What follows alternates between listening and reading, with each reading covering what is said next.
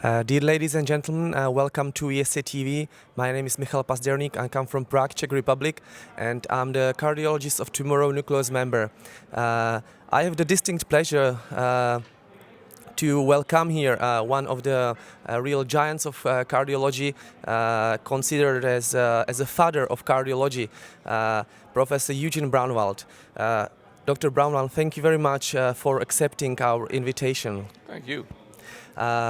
My first question, Dr. Braunwald, for you will be, in addition to your work on TIMI trials and myocardial infarction, your research also covered another major specific areas of cardiology, like oxygen consumption, hypertrophic cardiomyopathy, or left ventricle function mechanisms. Which invention do you personally regard as the most important for cardiology itself? Well, I think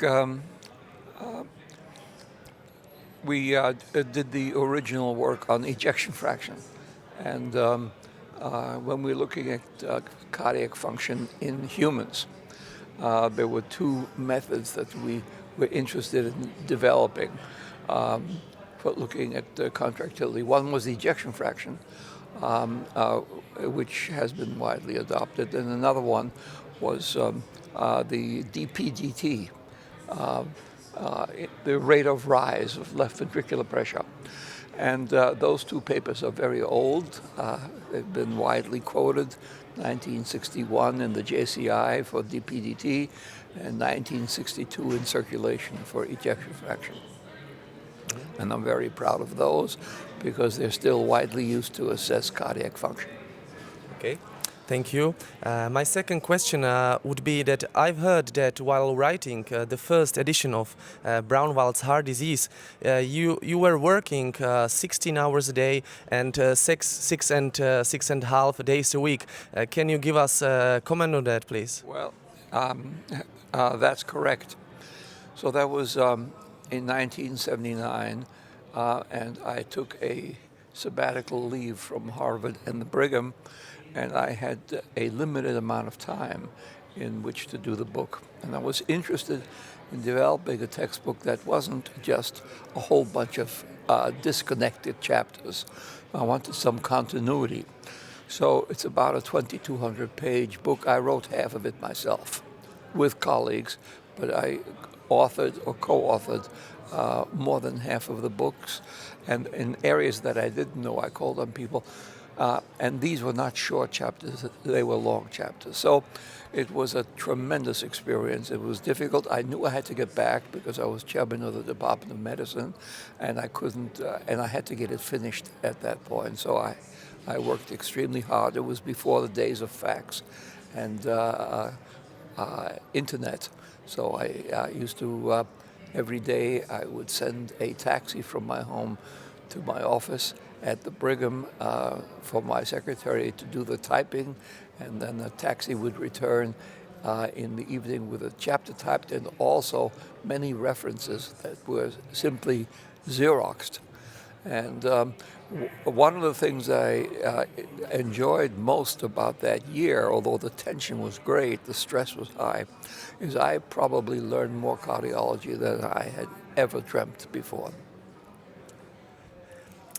You've said that to succeed, younger colleagues need to have a passion, a fire in the belly. What would be your recommendation to your younger colleagues to become renowned and famous researchers? Well, I don't think there's a formula for that, but I think the most important thing is to have curiosity. And it is, I refer to it as the thrill of the chase.